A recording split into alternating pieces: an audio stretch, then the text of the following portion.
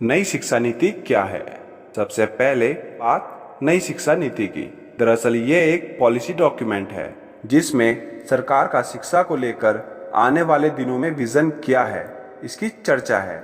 ये शिक्षा के क्षेत्र में देश की दशा और दिशा तय करती है। जानकारों की राय में हर 10 से 15 साल में ऐसी नीति बनाई जानी चाहिए, लेकिन इस बार बनते बनते 34 साल लग गए। नई शिक्षा नीति का वादा बीजेपी ने अपने घोषणा पत्र में भी किया था। अब तक 3 शिक्षा नीति देश को मिल चुकी हैं। इस नीति में कई बातें ना तो कानूनी बाध्यता हैं और ना ही तुरंत लागू होने वाली हैं। इस बार नई शिक्षा नीति को लागू करने के लिए केंद्र ने साल 2030 तक का लक्ष्य रखा है। चूंकि शिक्षा संविधान में समवर्ती सूची का विषय है जिसमें राज्य और केंद्र सरकार दोनों का अधिकार होता है, इसलिए राज्य सरकारें इसे पूरी तरह माने ये जरूरी नहीं है। जहां कहीं टकराव वाली स्थिति होती है, दोनों पक्षों को आम सहमति से सुलझाने का सुझाव दिया गया है। अब बात करते हैं कि 5+3+3+4 क्या है। अब शुरुआत स्कूली शिक्षा में किए गए बदलाव से करते हैं। नई शिक्षा नीति में पहले जो 10+2 की परंपरा थी, अब वो खत्म हो जाएगी। अब उसकी जगह सरकार 5+3+3+4 की बात कर रही है। 5+3+3+4 में ये 5 का मतलब है 3 साल प्री स्कूल के और क्लास 1 और 2। उसके बाद के 3 साल का मतलब है 3, 4 और 5। उसके बाद 3 का मतलब है क्लास 6, 7 और 8 और आखिर में 4 का मतलब है क्लास 9, 10, 11 और 12। यानी अब बच्चे 6 साल की जगह 3 साल की उम्र से फॉर्मल स्कूल में जाने लगेंगे।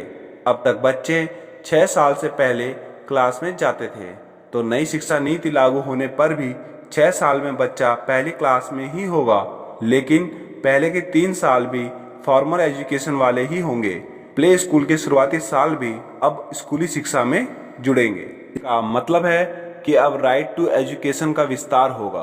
पहले 6 साल से 14 साल के बच्चों के लिए आरटीआई लागू किया गया था। अब 3 साल से 18 साल के बच्चों के लिए इसे लागू किया गया है। यह फार्मूला सरकारी और प्राइवेट सभी स्कूलों पर लागू होगा। 3 लैंग्वेज फार्मूला। इसके अलावा स्कूली शिक्षा में एक और महत्वपूर्ण बात है, भाषा के स्तर पर नई शिक्षा नीति में 3 लैंग्वेज फार्मूले की बात की गई है, जिसमें कक्षा 5 तक मातृभाषा लोकल भाषा में पढ़ाई की बात की गई है। साथ ही ये भी कहा गया है कि जहां संभव हो वहां कक्षा 8 तक इसी प्रक्रिया को अपनाया जाए। संस्कृत भाषा के साथ तमिल, तेलुगु और कन्नड़ जैसी भारतीय भाषाओं में पढ़ाई पर भी जोर दिया गया है। लेकिन 3 लैंग्वेज फार्मूला में यह कहीं नहीं लिखा है कि ऐसा करना राज्य सरकारों के लिए बाध्य होगा। ऐसा भी नहीं है कि बच्चे अंग्रेजी नहीं पढ़ पाएंगे। इसमें केवल ये बात है कि 3 भाषाओं में से 2 भाषा भारतीय हों। जहां मातृभाषा में पुस्तक उपलब्ध नहीं है, वहां मातृभाषा में किताबें छापने का प्रस्ताव भी दिया गया है। Board exam. स्कूली शिक्षा में तीसरी बात बोर्ड परीक्षा में बदलाव का है। पिछले 10 सालों में बोर्ड एग्जाम में कई बदलाव किए गए। कभी 10वीं की परीक्षा को वैकल्पिक किया गया, कभी नंबर के बजाय ग्रेड की बात की गई, लेकिन अब परीक्षा के तरीके में बदलाव की बात नई शिक्षा नीति में की गई है। बोर्ड एग्जाम होंगे और अब 2 बार होंगे, लेकिन इनको पास करने के लिए कोचिंग की जरूरत नहीं होगी। परीक्षा का स्वरूप बदलकर अब छात्रों की क्षमताओं का आकलन किया जाएगा, ना कि उनकी याददाश्त का। केंद्र की दलील है कि नंबरों का दबाव इससे खत्म होगा। 2022-23 वाले सत्र में इस बदलाव को लागू करने की मंशा है। इन बोर्ड परीक्षाओं के अतिरिक्त राज्य सरकारें कक्षा 3, 5 और 8 में भी परीक्षाएं लेंगी।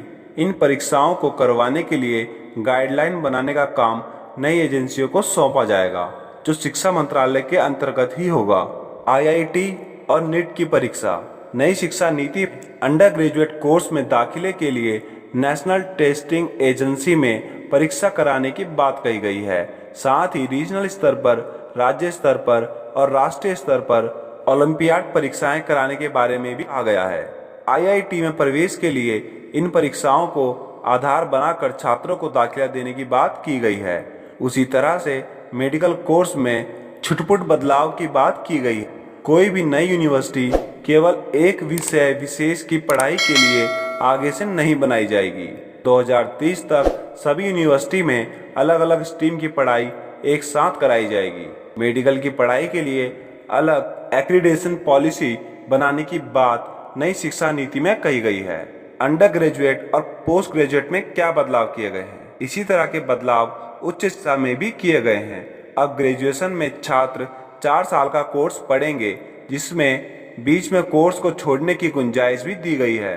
पहले साल में कोर्स छोड़ने पर सर्टिफिकेट मिलेगा, दूसरे साल के बाद एडवांस सर्टिफिकेट मिलेगा और तीसरे साल के बाद डिग्री, और 4 साल बाद डिग्री होगी शोध के साथ। उसी तरह से पोस्ट ग्रेजुएट में 3 तरह के विकल्प होंगे।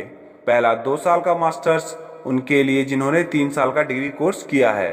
दूसरा विकल्प होगा 4 साल के डिग्री कोर्स शोध के साथ करने वालों के लिए। ये छात्र 1 साल का मास्टर अलग से कर सकते हैं। और तीसरा विकल्प होगा 5 साल का इंटीग्रेटेड प्रोग्राम, जिसमें ग्रेजुएशन और पोस्ट ग्रेजुएशन दोनों एक साथ ही हो जाएगी। अब पीएचडी के लिए अनिवार्यता होगी 4 साल की डिग्री, वो भी शोध के साथ। एमफिल को नई शिक्षा नीति में बंद करने का प्रावधान है।